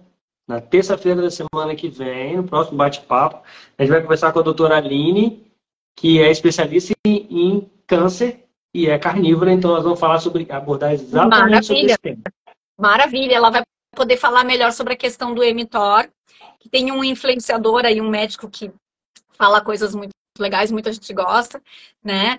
E que ele insiste que não pode carnívora em função do mTOR. Né? E, enfim, ela vai falar melhor, mas... Anota, cobra. Anota pra gente tirar essa dúvida semana que vem. O mTOR. Mas o mTOR, ele sobe, mas só com carne vermelha. Se a pessoa faz exercício, sobe. Aí tu vai dizer que exercício faz mal para a saúde? Eu já vi ela falando exatamente isso. Pois é. Isso depois. Então, assim, as pessoas aceitam que exercício faz bem. Então, o mTOR da carne também não pode fazer mal. Não pode, o que vale para um, não tem que valer para o outro também. Ela é fera, cara. Você vai ver, Alessandra. Você vai ver. Você também. Cecília, assiste. Você vai ver que ela é fera. Ela é fera. Já perguntaram muitas vezes da cura da vasculite. Volta um pouquinho ali para falar sobre isso. Falo sobre a questão da vasculite. A vasculite, então, é uma ite, é uma inflamação e, obviamente, como todas as ites que eu tinha, seja conjuntivite, seja vasculite, seja faringite, laringite, elas todas tinham o mesmo fundo, que era uma questão inflamatória. E, portanto, a gente querer tratar o minguinho quando o nosso sistema imunológico está adoecido, não faz muito sentido, tá? Seria como assim, ó, o carro é a gasolina, tu tá colocando álcool, e aí estraga o para-brisa. Tu vai lá e troca o para-brisa para funcionar. A bateria liga, o para-brisa funciona, mas tu tá colocando álcool. Ou seja, tu arrumou a questão do para-brisa, mas esse carro não tá com o combustível correto. Então, o tratamento, obviamente, para vasculite era antibiótico. Mais antibiótico, vamos detonar mais ainda, né, o microbioma gastrointestinal, e eu fiz o tratamento, e as inflamações, então, sumiam, assim como a cistite com o antibiótico sumia, mas não sumia pelo antibiótico. Gente, a vasculite não sumia pelo antibiótico. Sumia porque a inflamação é intermitente. Quando a gente tem inflamação sistêmica, ela é intermitente. Ela aumenta e diminui, aumenta e diminui. Tu tem um processo inflamatório, estoura um problema. Aí o médico dá um remédio. E se não tomar o remédio? Porque não era bactéria. O problema é ir embora igual, porque era inflamatório. Então, essas ondas de inflamação que causavam o problema. E eu passava de um tratamento para outro inesgotável, porque essa inflamação intermitente, essa ondulação continuava. Ou seja, não é apagando aquele foco, mas sim, não é apagando o foco do fogueirinho ali, é apagando o que está incendiando a floresta. Pode ir ali, né, jogando água numa árvore, mas a floresta está incendiando. Então tem que eliminar a raiz da questão. Não sei se respondeu. E depois... Que é o que a carnívora faz, né? A carnívora faz isso. Porque ela te dá a causa. A causa. Porque tanto que tu come quanto tu deixas de comer. tu passas a ter nutrientes biodisponíveis essenciais, nutrientes que tu precisa para a construção dos nossos tijolinhos, das nossas células, da função da mitocondrial, da função do nosso sistema imunológico, assim como tu retira questões. Então, é o que tu come, que tu te proporciona, e o que tu retira. Ou seja, aquelas coisas que agravam também essas questões. Então, ômega 6 em excesso, que vai se depositar em todos os tecidos do corpo, porque todas as células são formadas as membranas com gordura, e a gordura em excesso do ômega 6 vai estar em todas as células, então tu vai queimar com mais velocidade, vai para o teu cérebro, vai cruzar a barreira do sangue-cérebro, vai cruzar, hemato-cérebro, vai cruzar. Então, assim, ó, reduz o ômega 6, arruma teu painel lipídico, aumenta a tua gordura saturada, que a gente precisa para o cérebro, né? Tu vai ter uma redução também de gordura em função dos carboidratos, porque o carboidrato faz gordura, gente. Aquilo que a célula não consegue colocar para dentro da célula, ela vai ser transformada em gordura e vai acumular, então, como gordura em volta dos nossos órgãos. Esta gordura afeta o nosso sistema imunológico. Então, ela é altamente inflamatória e ela afeta o nosso sistema imunológico. Afeta a nossa cascata de hormônios, a leptina, a grelina, a insulina. Então, a nossa saciedade, a nossa ausência de saciedade, o nosso cortisol, então também o nosso ciclo de sono, melatonina, tudo isso vai ser afetado. Então, é tanto que se come, quanto que se deixa de comer. Colesterol. E o que você falou muito bem no início também, né? Além do funcionamento do corpo como blocos e todas as outras coisas, a mudança do combustível, né? Sim. Sair da carbose para a cetose, que é uma coisa assim fantástica, porque carboidrato em excesso gera lixo metabólico Com também, certeza. né? Além dos picos de insulina e pico de glicose, que desregula toda essa cascata hormonal, também tem um lixo metabólico, né? Diferente da cetose, então, assim, o carboidrato, só por ele já é inflamatório, né? E a cetose é desinflamatória, né? Então, isso é maravilhoso isso também, né? Que vem com a glicose, a oxidação que vem nas células, a caramelização do teu organismo, né? Então, o queimar do organismo. E sabe que eu falo assim também, as pessoas, em termos de energia, tá? Daí a gente está falando aqui de ATP, de energia, de mitocôndria, de disposição, tá? Vamos falar de disposição, bem simples. Vitalidade. Vitalidade, tá? Eu quero o meu fogo interno. Opa, vamos falar de fogo interno, tá? Eu quero o meu fogo interno queimando com álcool, que é assim, tu põe álcool, faz vupt, queima e evapora. E aí eu tenho que botar álcool e né? Então a gente tá fazendo aqui uma lareira com álcool, tu tá sempre botando álcool ou papel, né? Tá botando um pedacinho de papel para começar o fogo ali, o papel e queima rápido. Ou eu quero a minha lareira, o meu fogo interno queimando com nó de pinho, com lenha, que queima devagar e contínuo. E eu não preciso ficar colocando toda hora, alimentando toda hora aquela lareira. Então eu digo que é isso. Comer carboidratos é ter um fogo, é ter uma lareira queimando com álcool e papelzinho. Faz fogo. Faz fogo bonitinho. Mas ele se vai rapidinho e tu tem que alimentar de novo com papel e com álcool. Ou tu pode ter aquele fogo com madeira, com uma tora, que é a carnívora, que é a cetogênica, que é a ausência de carboidratos, que é um fogo constante, que está queimando ali. Então, o nosso humor não oscila, a nossa exaustão não oscila, né? Nossa estamina não oscila, tesão não oscila, porque a gente está com a fogueira ali queimando constantemente. E mais alto, né? E um calor, né? Fogueira quente. E a gente sente, quando a gente está na carnívora, a gente sente isso muito claramente. Hoje eu estava na aula antes daqui, na tribo, a gente estava conversando sobre isso. E a gente entrou na carnívora, estabilizou, você come um carboidrato, você sente a energia fazer assim, ó. Baixo. É. Instantâneo. Ressaca. Instantâneo. Com certeza. É como E eu se tivesse percebo, sim, quer tomado, ver? como se tivesse Um fogo, né? tomado a cervejinha, dá aquele Dá. turpor, assim, A ressaca. Eu percebo na artrite, né, gente? Porque doença autoimune, doença metabólica a gente reverte. Mas doença autoimune, uma vez que tu liga, como se fosse uma luz, né? Uma vez que tu liga ali a chave, tu não consegue mais desligar. Tu pode até entrar em dormência da doença autoimune e não ter o sintoma, mas tu tens a doença.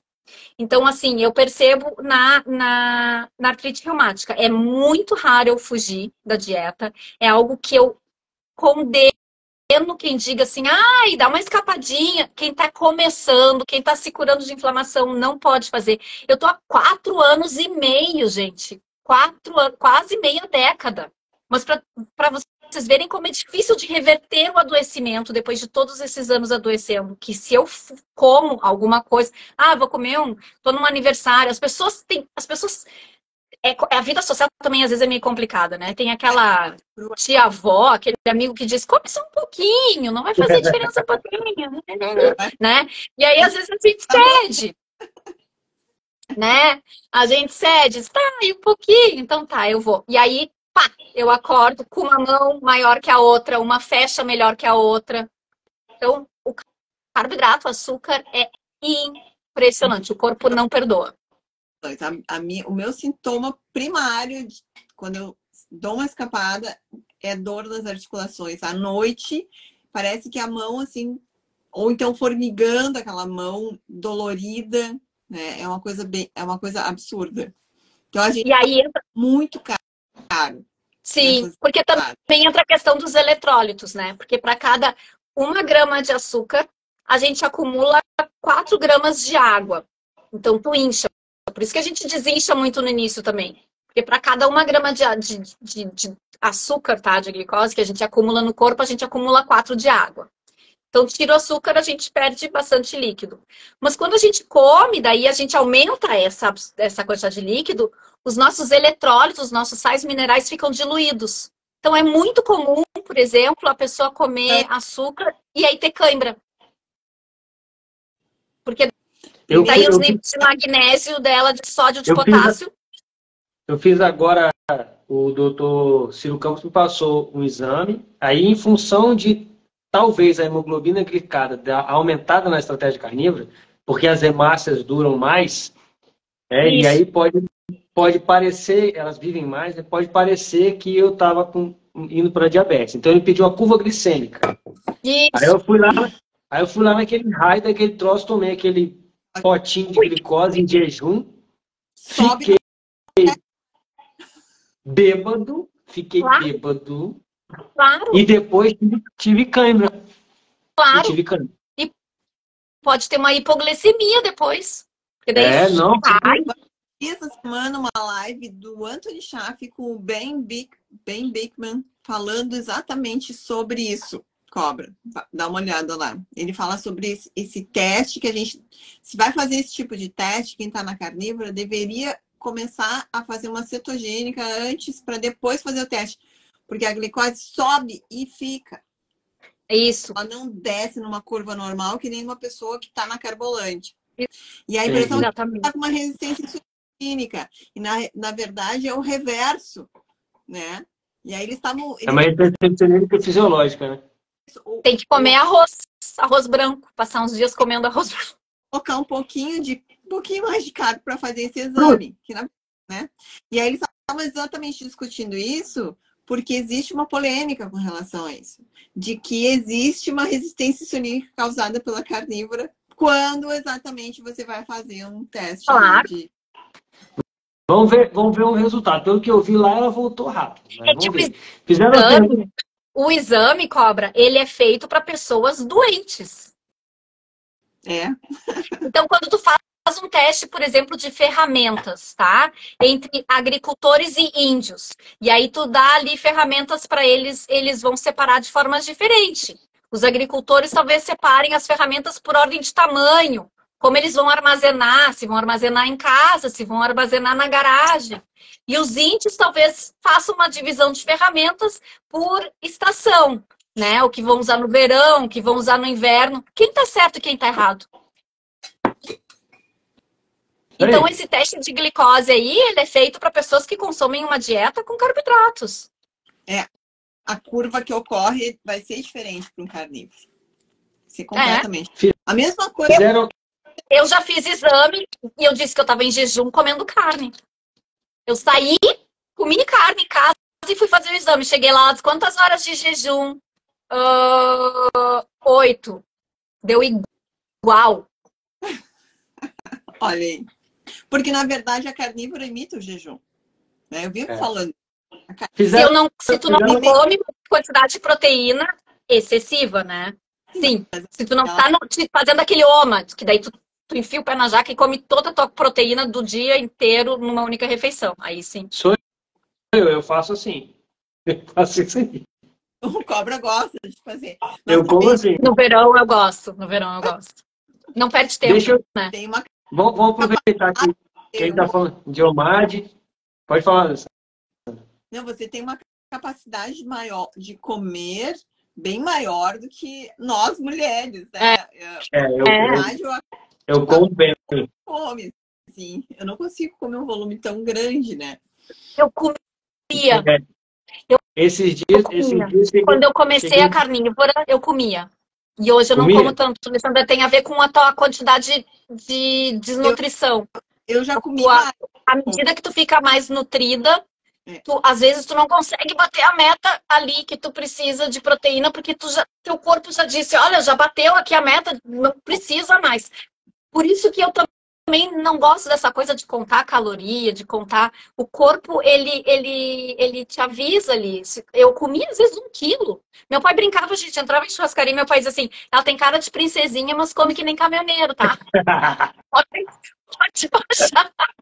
Porque eu comia e assim, todo mundo tinha parado de comer e o pessoal, uma vez um garçom num lugar que a gente tinha muito, a gente fez uma aposta, quanto mais a senhora vai comer. Eles começam a ficar desconfiados, essa mulher tá com problema, porque ela come demais. Como é que consegue? Mas hoje eu não consigo. E eu acho que isso vem, eu tenho certeza que vem pelo fato de que eu estou mais nutrida, logo o meu corpo não precisa mais. E eu vou aproveitar então, já que a gente está falando disso, fizeram a pergunta aí, como é que é a sua rotina de alimentação? O que você come num dia, assim, normalmente? Que horas, quanto? Tá. Minha rotina só carne vermelha, gordura. Então, ela mudou ao longo do tempo em que eu estava na carnívora, em que eu fui melhorando questões de saúde e me nutrindo. Tá? Então, assim, hoje em dia, o que eu faço? Eu normalmente não tomo café da manhã. Eu faço jejum. Quando eu estava no início da carnívora, eu não fazia jejum. Talvez não porque eu não tivesse a capacidade de fazer jejum, porque no início da carnívora, o meu objetivo na carnívora era saúde. Então, eu estava nutrindo o meu corpo. Então, eu não fazia jejum. No início da carnívora, para o meu objetivo. Eu passei a fazer jejum depois, porque eu, como o cobra disse assim, que ele come uma vez por dia, para ele tá bom. Eu fui encontrando no jejum intermitente uma facilidade para mim, que era o fato de que meu corpo estava nutrido, não tinha por que eu fazer o café da manhã, né? Jejum e a gente natural. Aprende... Natural. E a gente aprende a identificar também o que é fome, né, de verdade, aquela fome, porque daí aquela tua refeição quando tu quebra é com fome de verdade. Aí a gente descobre que é fome de verdade. É fome de verdade. Não é tédio, não é abrir a porta da geladeira e não sei o que eu vou comer. Eu não sei se eu tô afim. Quando tu tá com fome, não sei se eu tô afim de um bife. Não sei se eu tô afim de um ovo. Tu come o que tá na tua frente, tu vai comer. Então, assim, eu fui aprendendo o que era fome, o que não era. E a onda da fome, porque a fome também vem e vai. Então, o jejum também foi um aprendizado. Então, hoje em dia, eu faço jejum de manhã. Quando eu tenho fome, eu como. Eu não tenho essa rigidez. Não, eu tenho que fazer jejum, não posso comer. eu como, porque daí eu sei que é o meu corpo dizendo, tu tá precisando de nutrientes. E vai depender muito da minha refeição do dia anterior. Então, o dia anterior compromete o dia seguinte. Muito. Muito. Então, assim, eu faço jejum de manhã. De manhã eu gosto normalmente de treinar de manhã. Eu faço hoje esporte. Não fazia no início. Quando eu ainda tinha sintomas de fibromialgia, não fazia esportes, porque isso acaba contigo, te deixa lá no calcanhar de exaustão. Eu precisei me nutrir e reduzir a inflamação para fazer esportes. Então, hoje eu faço jejum de manhã, eu tomo água com sal, e isso independente, eu acho sempre muito importante, que é para manter os eletrólitos. O nosso corpo, enquanto a gente está dormindo, está fazendo 300 mil funções. A gente tem um gasto durante o sono. Então, reponho os meus eletrólitos com água com sal. E eu não uso sal refinado. Aí é uma outra questão. E aí eu ponho também creatina e eu misturo a creatina com o sal. Porque o sal vai ajudar a levar a creatina para dentro das minhas células. Então eu ponho creatina junto com sal na minha água e é isso que eu tomo de manhã. Eu não tomo chá preto com cafeína, eu não tomo café, porque eu acordei com o meu cortisol me acordando, eu não preciso de mais estimulante, e então eu fico só na água com sal e creatina. Depois do treino, então, se eu suei, se eu cansei, eu vou tomar mais água com sal, ou não, porque também essa história de ficar tomando 3, 4 litros, já fiz isso no início da carnívora. Quantos litros por quilo, quantos ml de água por quilo de peso? Besteira. A gente não quer lavar os nossos eletrólitos, assim como os nutrientes da carne. A hidratação vai depender se tá calor, se tu suaste, se tu, né? Num dia frio que tu ficou em casa, não fizeste nada, tu vai beber menos. A sede é o né? Aviso. Essa história de tomar litros e litros de água, gente, essa bobagem. É óbvio, né, que uma pessoa de mais vai fazer tomar mais água porque naturalmente não bebe água. Mas a gente aqui, quando começa a carnívora, você tem uma sede maior no início da carnívora, né? Que é a falta de eletrólitos. Porque tu tá perdendo muito líquido. Isso. A gente urina muito, né? Então. Mas depois, gente, não tem essa obrigação. Eu não sei quanto que eu tomo de água por dia. Agora eu tomei uma garrafinha e meia aqui na live, porque a gente tá conversando, mas. Tá conversando, né? E tem outra questão, assim, ninguém nunca desenhou Homem das Cavernas, ou a gente não vê, né, antes do período neolítico, desenhos de pessoas andando com garrafinha d'água. Inclusive, eu imagino que fosse difícil de conseguir água. Então, essa história de que precisa de água, né?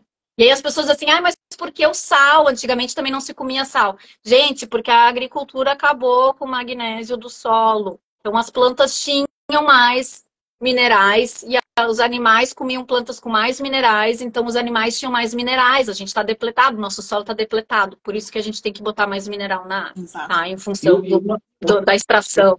Então, que eu recebi a respeito da hidratação, só para a gente fazer mais um parênteses aqui, é de que a gente não precisa de um volume tão grande de água quando a gente tem um alto consumo de gordura.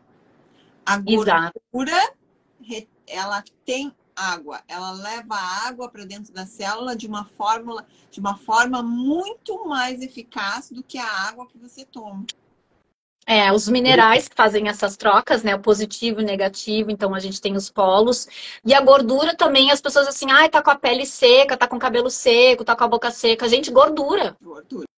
E gordura, colágeno. Uma outra diferença também é que os nossos ancestrais, eles consumiam mais sangue. Sim. Né? A carne com sangue, bebiam sangue, que tem os maçais ainda bebem, né? Os maçais, os maçais não tomam água, não tem onde achar água, eles tomam sangue. E sim, o sangue é salgado, né? Quem já se cortou e, né, provou, sangue tem minerais. Então, eu tomo a água com sal de manhã com a creatina. Se depois eu tenho sede, eu tomo água de novo. Se não, eu não tomo água de novo. E aí eu fico sem comer até...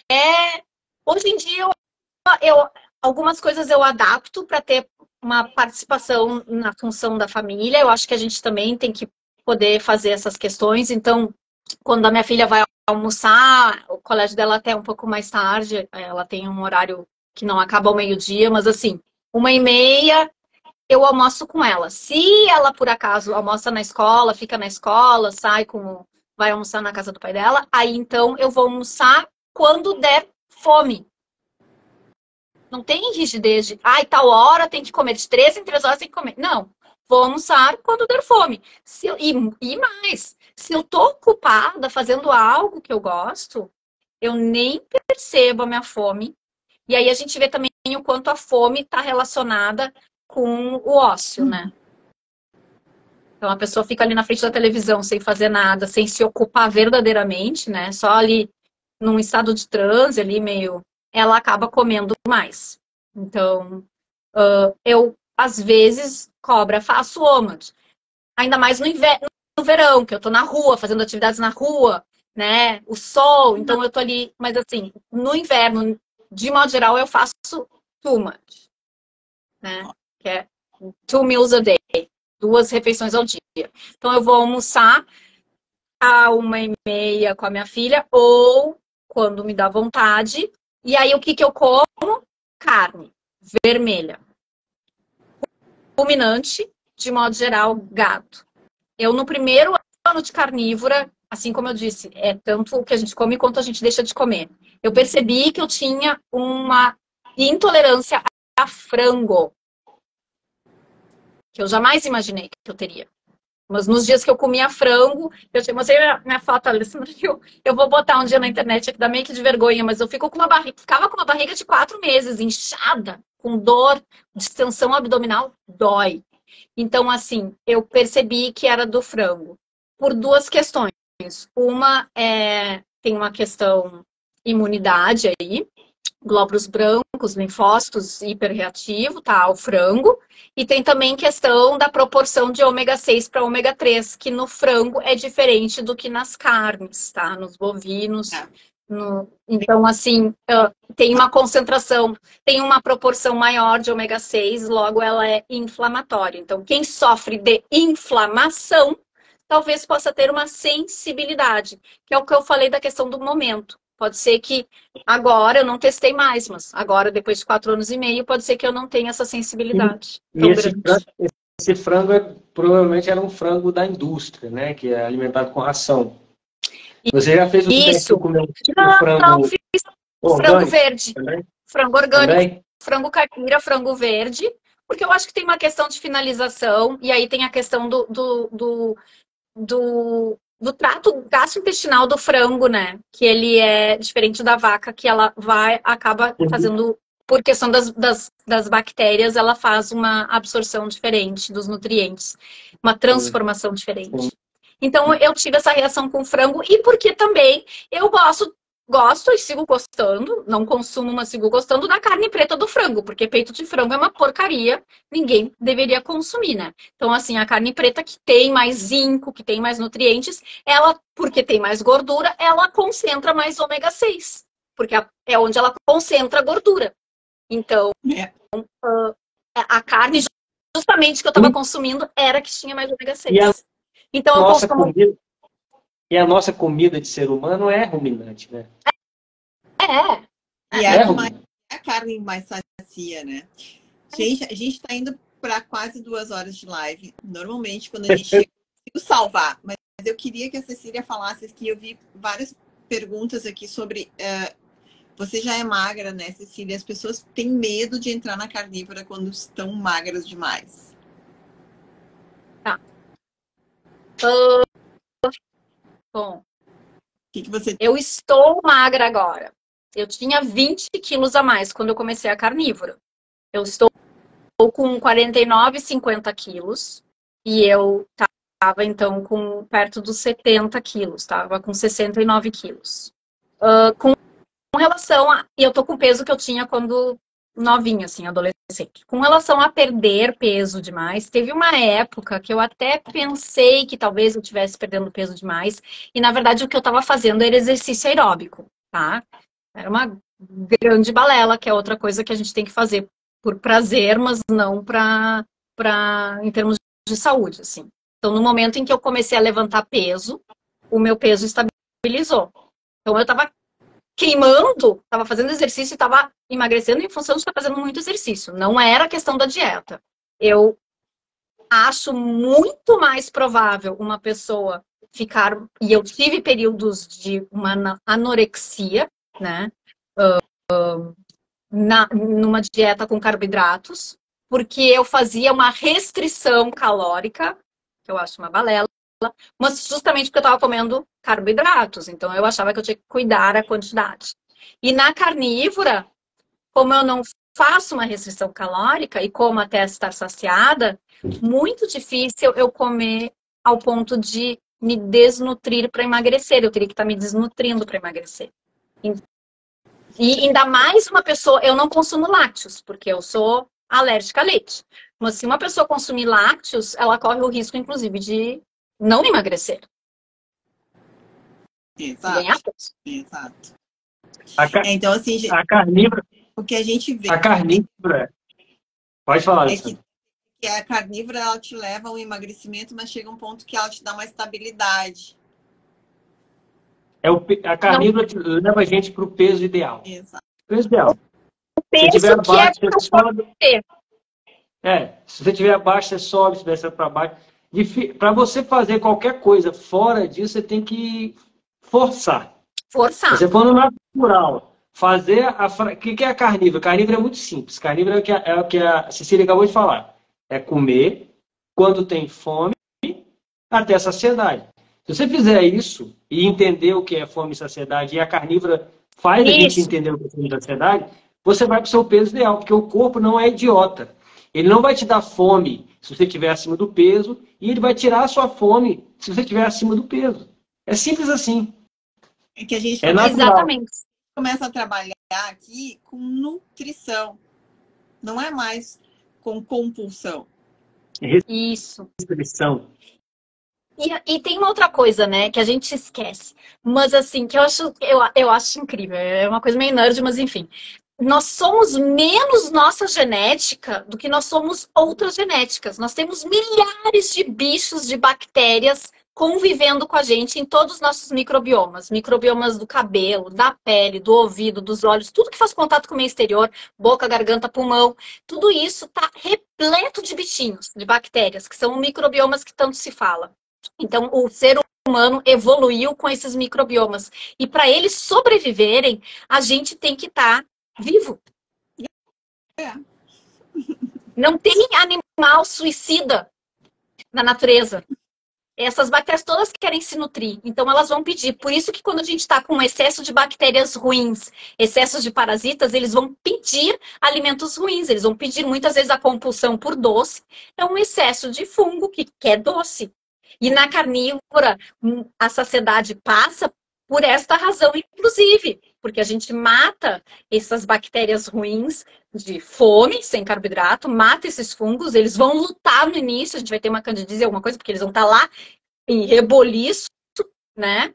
Pedindo carboidrato, e uma das razões pela qual a compulsão passa, além de estabilizar a energia, além de estabilizar os hormônios, a insulina, é que a gente elimina essas questões que não estão, essas bactérias que estão pedindo. Mas as bactérias boas continuam pedindo para sobreviver, não faria sentido um suicídio coletivo de bilhões de porque nós temos tua e outra.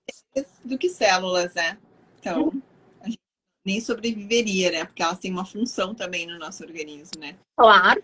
Cecília, eu vou te pedir assim, você quer finalizar aqui com alguma mensagem para o pessoal? Porque a gente está indo para 2 horas aqui de live e realmente eu tô com medo de não conseguir salvar. O pessoal tá pedindo para salvar e quando passa a gente não consegue salvar. Uma loucura isso aqui. Bom, acho que a gente falou muitas coisas aqui hoje. Acho pra que quem quer carnívora, para quem quer começar a carnívora, você tem uma mensagem assim? Sim, eu acho que acima de tudo a pessoa tem que achar um objetivo e um motivo forte e tem que ser além da estética. A estética é muito raso. Então tem que ser uma busca por saúde, porque quer ser melhor e dar um exemplo melhor para os filhos, porque quer ser saudável para poder cuidar dos pais, porque as questões de saúde estão incomodando. Então, encontrar um motivo para fazer a carnívora. Toda mudança de hábito é difícil. Encontra um motivo e foca nisso. Escreve no espelho do banheiro, seja o que for. Esquece as outras práticas que tanto se fala, de jejum, de banho frio, que eu faço também, de sauna, de drenagem, de desparasitação, de tudo que o universo acaba, às vezes, trazendo aí no feed do Instagram. Foca em uma coisa por vez. Foca na alimentação. Então, começa com a carnívora e foca nisso. E depois, à medida que a saúde vai melhorando, pensa em outros hábitos. Então, neste momento, foca no motivo pelo qual vai se fazer, um motivo forte para se fazer, porque realmente não vai ter mudança se não tiver persistência, constância. Então, não tem, na verdade, muitos mistérios com relação a iniciar a carnívora. É achar um motivo, ter um foco e começar. E aí, as pequenas dicasinhas a pessoa pode ler, pode buscar a Alessandra, pode buscar o Cobra, pode me buscar, tem outras pessoas que podem dar pequenas dicas, alinhar um pouquinho para ficar mais fácil. Mas essa é a questão principal. E para quem quiser mais informação, gente, a gente tem muitas lives salvas lá no canal do Bate-Papo Carnívoro no YouTube. Muita informação para quem quiser maratonar aí, tá? Com vários nutricionistas, com médicos, com vários carnívoros, né? Hoje a Cecília aqui nos deu uma aula, né, de carnívora. Fala aí, Cobra. Não, só vou complementar o que você disse. Tem no YouTube e tem no Spotify também. Quem quiser ouvir, botar no carro lá no Spotify e ir ouvindo. Isso, e o pessoal tá pedindo aqui também como seguir a Cecília, tá? No post que a gente fez lá no Bate-Papo Carnívoro, siga o Bate-Papo Carnívoro, quem não tá seguindo também. Tem o @ da Cecília, é só procurar e seguir a Cecília. Aí, ó, Dona Antônia tá fazendo propaganda aqui, a bicha é vendedora mesmo. Eu fiz um e-book de delícias carnívoras, tá lá no meu Insta, e Dona Antônia tá me cobrando aqui, ó. Quem quiser aprender a fazer comida deliciosa, carnívora, tem lá na minha bio, Delícias Carnívoras. Spotify é Bate-Papo Carnívoro, tá o link, tá? O link tá na bio aqui do Instagram do Bate-Papo Carnívoro, tem o link para o YouTube e o link para o Spotify, certo? Cecília, adorei a conversa, tá? Nossa Senhora, me surpreendeu, superou muito minhas expectativas. Aquela questão da estamina que você falou, assim, encaixou o perfil da minha mãe ali, dos Prazol, então, assim, de uma forma perfeita. Apesar de eu não poder fazer muita coisa, eu vou, né? Vai que um dia eu consigo fazer alguma coisa. A gente vai estudando. Obrigado. Não perder esperança. E obrigado pelo seu exemplo, porque nosso propósito aqui, né, Alessandra, é exatamente fazer isso, trazer pessoas reais, da vida real, que não estão aqui para ganhar nada, para fazer propaganda de nada, está aqui exatamente pela causa que, né, assim como eu e o Alessandro tivemos uma mudança inacreditável, também a Cecília veio aqui mostrar como é que é. E o mais importante de tudo, gente, é simples. Isso. É simples. Ela deu a volta ao mundo, deu um mortal triplo carpado, tentando achar métodos e não sei. E a coisa era só botar um pedaço de carne delicioso na boca e tudo se resolve. Só simples. A máquina e botar o combustível correto. Exatamente.